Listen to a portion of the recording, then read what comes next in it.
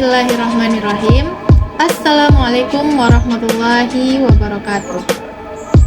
Perkenalkan, nama saya Aliyah Lisa Khairat, berasal dari Prodi Manajemen Fakultas Ekonomi Bisnis Universitas Syah Kuala. Saya merupakan salah satu anggota kelas 25 pengantar hukum bisnis, akan menjelaskan tentang apa itu hak paten. Mari simak videonya.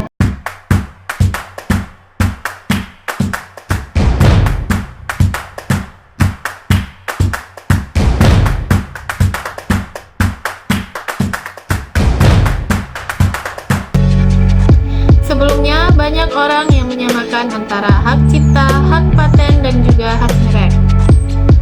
Sebelum memasuki pembahasan tentang apa itu hak paten, saya akan menjelaskan perbedaan dari ketiga hak tersebut. Secara hukum, ketiga hak tersebut merupakan bagian dari hak kekayaan intelektual atau yang disingkat dengan HKI. HKI ini adalah seperangkat hak yang krusial untuk melindungi aspek kekayaan intelektual seorang individu ataupun entitas bisnis. Nah, hak merek diatur dalam Undang-Undang Nomor 20 Tahun 2016. Hak merek memberikan perlindungan kepada merek, dagang, dan jasa yang dimiliki seseorang. Hak cipta diatur dalam Undang-Undang Nomor 28 Tahun 2014. Hak cipta memberikan hak eksklusif di atas suatu ciptaan baik moral maupun ekonomi untuk yang telah ataupun yang belum dipublikasikan atau diterbitkan. Sedangkan hak paten diatur dalam Undang-Undang Nomor 13 Tahun 2016. Hak paten ini memberikan perlindungan kepada penemu atas temuannya yang dapat diterapkan dalam sebuah industri. Sekilas info, merek adalah benda yang sering dilakukan, acap kali memiliki nama pengenal, supaya mudah dikenali atau diingat oleh banyak orang. Nah, contohnya air mineral dengan merek Aqua atau air mineral dengan merek Le Mineral dan lain sebagainya. Sedangkan contoh hak cipta adalah ketika seseorang memiliki karya berupa lagu, gambar, lukisan, ataupun karya seni lainnya, maka penggunaan karya tersebut akan dilindungi oleh hak cipta. Berbeda dengan hak paten dan juga hak merek, nah, hak cipta ini tidak perlu mendaftarkan kepada pihak yang berwenang atau yang berwajib agar diakui haknya. Kenapa? Hal ini dikarenakan hak cipta sudah lahir dengan sendirinya bersama juga dengan hasil karya-karya tersebut. Nah, untuk contoh hak paten kita akan bahas setelah mengetahui apa itu hak paten secara rinci.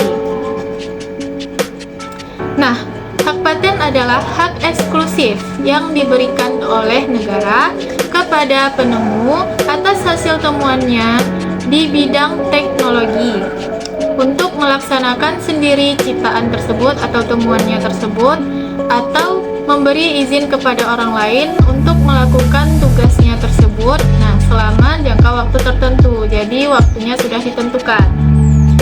Hak paten berfungsi untuk melindungi hak terhadap inventor ini agar ia memiliki kuasa untuk mengembangkan temuannya ini sendiri, sedangkan pihak lain tidak diperbolehkan melakukan hal itu kecuali dengan izin si inventor ini.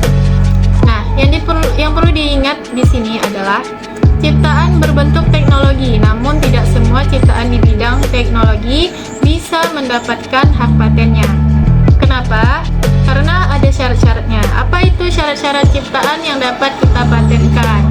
Ada 3. Yang pertama adalah ciptaan yang akan dipatenkan merupakan sesuatu yang baru. Nah, suatu ciptaan ini tidak akan dianggap sebagai sesuatu yang baru jika sudah pernah dipublikasikan di media sosial maupun di media yang lainnya, maupun dipertunjukkan di dalam pameran ataupun semacamnya. Misalnya, permohonan hak paten atas suatu ciptaan diajukan pada tanggal 3 April 2021. Sedangkan ciptaan tersebut sudah pernah dipublikasikan pada tanggal 31 30 Februari 2021. Maka ciptaan tersebut tidak akan pernah bisa dianggap sebagai sesuatu yang baru karena dia sudah pernah dipublikasikan sebelumnya. Dan itu tentu saja akan menyebabkan batalnya permohonan atas hak paten tersebut atau permohonannya itu tidak diterima, ditolak. Nah, syarat yang kedua adalah mengandung langkah inventif. Maksudnya adalah sebuah ciptaan yang hendak diajukan hak patennya harus merupakan solusi yang kreatif. Sebagai contoh, dengan adanya kompor listrik dapat mencegah kebakaran yang disebabkan oleh meledaknya gas. Nah, selain itu, pemakaian kompor listrik ini juga bisa lebih higienis dan juga lebih praktis. Berbeda dengan kompor gas. Nah, kompor pada umumnya ini biasanya dia tidak higienis dan juga tidak praktis karena dengan adanya gas kita memerlukan selang dan juga gasnya lagi. Lalu, kompor gas ini juga mudah kotor dan sulit untuk kita bersihkan. Dan seperti yang dikatakan tadi, kompor gas dapat menyebabkan meledaknya gas yang dikarenakan oleh kebocoran selang atau pipa gas tersebut. Nah, syarat yang ketiga adalah dapat diterapkan secara industri. Suatu ciptaan harus dapat diproduksi berulang-ulang kali dan memiliki hasil fungsi yang konsisten, tidak berubah-ubah. Maksudnya adalah setiap kali diproduksi, nah fungsi dari ciptaan tersebut tidak berubah-ubah, tetap sama dan konsisten. Sebagai contoh, jeruk nipis yang dilarutkan ke dalam sesendok kecap. Nah, jika dia ditambahkan sedikit garam, nah itu bisa meredakan penyakit batuk. Hal ini tidak bisa diterapkan pada industri. Kenapa? Dikarenakan jeruk nipis memiliki ukuran atau kadar asam yang berbeda-beda sesuai dengan cara ataupun tempat penanamannya. Jadi, jika caranya berbeda, tempatnya berbeda, maka akan menghasilkan khasiat yang berbeda pula. Nah, dengan khasiat yang berbeda ini pasti dan belum tentu dia bisa meredakan batuk. Nah, selain mengetahui syarat-syarat ciptaan yang dapat kita patenkan, kita juga harus mengetahui apa saja jenis-jenis dari hak paten tersebut. Nah, apa sajakah jenis-jenis hak paten ini? Nah, dia ada dua jenis. Yang pertama adalah paten dan yang kedua adalah paten sederhana. Paten merupakan penemuan baru dari sesuatu yang belum pernah ada sebelumnya.